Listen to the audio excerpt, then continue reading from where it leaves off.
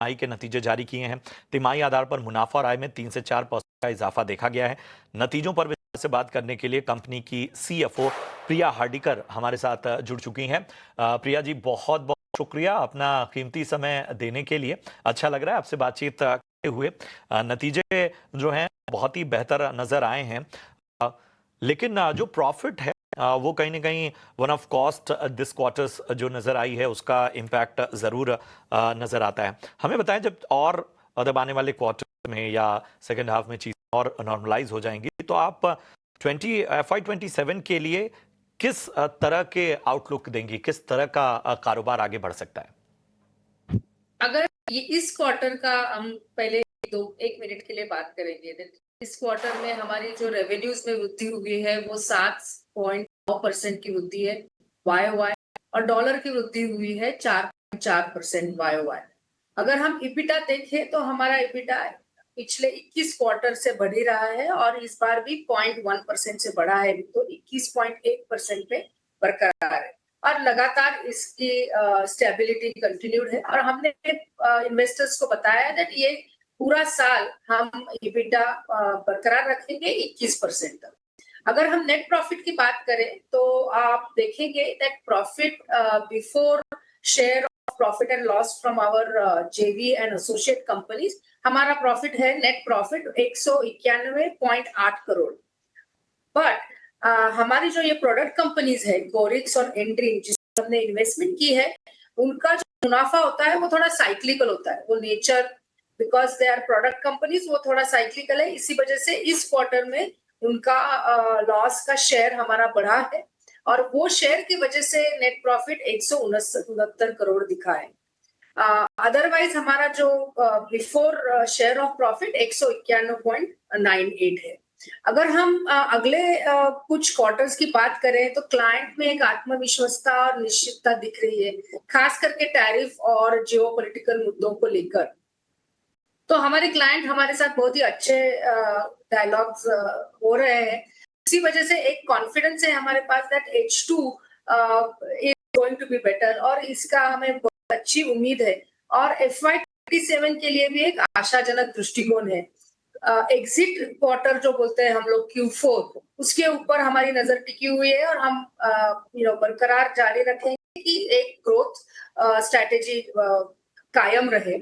आप देखेंगे तो हमारे ऑर्डर बुक का भी हमने एक तरह से ऐलान किया है, तो 232 मिलियन का टीसीबी मजबूत बनी है और पिछले अगले 3 साल के लिए 3 डिजिट के करीब करीब का रेवेन्यूज का शेयर होगा।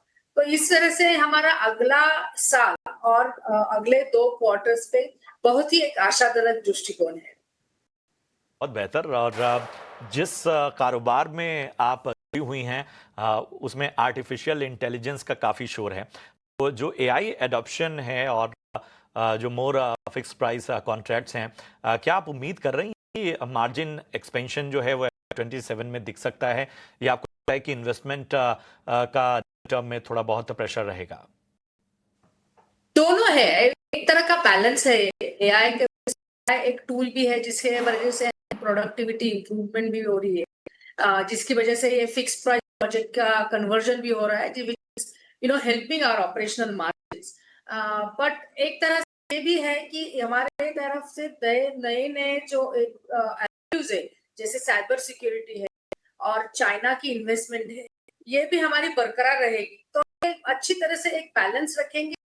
उसी तरह से हमने बोला है कि इस साल तो 21% इबिटा बरकरार रहेगा और हमें आशा है कि अगले 2 साल में इबिटा बढ़ेगा, बढ़ोतरी ही होगी। बहुत बेहतर। यूरोप की अगर हम बात करें तो इस तिमाही में लगभग 13% क्वार्टर ऑन क्वार्टर बेसिस पर हमें ग्रोथ देखने को मिली है। एक तरह से बहुत बड़ा ग्रोथ ड्राइवर रहा है। जबकि कमर्शियल व्हीकल की मांग में भी जो है वो काफ़ी उछाल देखा गया है। किस तरह का आगे आपको लगता है कि ऑटो क्लाइंट्स को लेकर जो है वो माहौल रहने वाला है?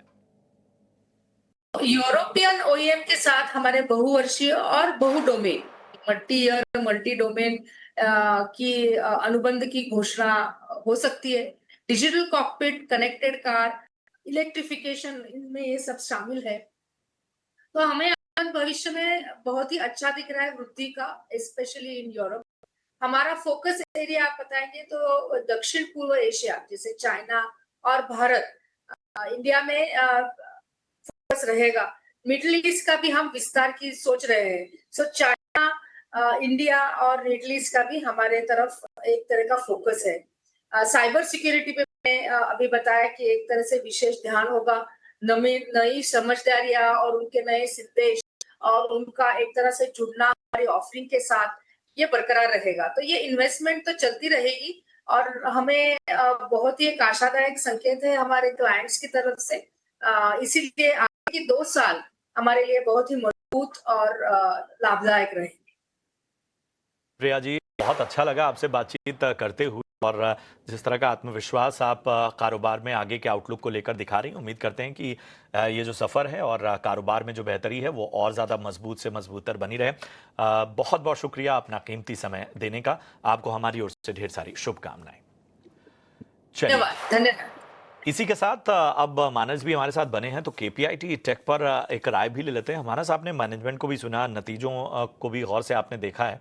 बताइए, केपीआईटी टेक और आगे का जिस तरह का एक्सपेंशन और बाकी ज्योग्राफीज में प्लानिंग चल रही है, उन सब को लेते हुए इस पूरे स्टॉक पर आपकी क्या राय है? तो देखिए, करीब करीब 700 रुपए की गिरावट देखने को मिली थी, अगर हम 24 अगस्त से बात करें तो। लेकिन अब कहीं ना कहीं ऐसा लग रहा है कि स्टॉक कोशिश कर रहा है अपने 200 वीक मूविंग एवरेज के आसपास बेस बनाने के लिए। बट फिर भी खरीदारी तो कंफर्मेशन पे करेंगे। अगर कोई रिवर्सल का कंफर्मेशन आएगा, स्टॉक 1250 के ऊपर निकलेगा, तो ही यहाँ पर लॉन्ग पोजीशन बनानी है। उससे पहले लॉन्ग पोजीशन नहीं बनानी है। आपने लॉन्ग पोजीशन ऑलरेडी बना रखी है और आप स्टॉक को होल्ड करना चाहते हैं आने वाले 2 से 3 मंथ के लिए, तो 1100 रुपए का स्टॉप लॉस जरूर से लगा लें। तो 1100 का स्टॉप लॉस आपको लगाना है। एक रीबाउंड नजर आ सकता है, कोशिश कहीं ना कहीं स्टॉक की तरफ से जिस तरह का एक्शन है वो नजर आ रही है। चलिए,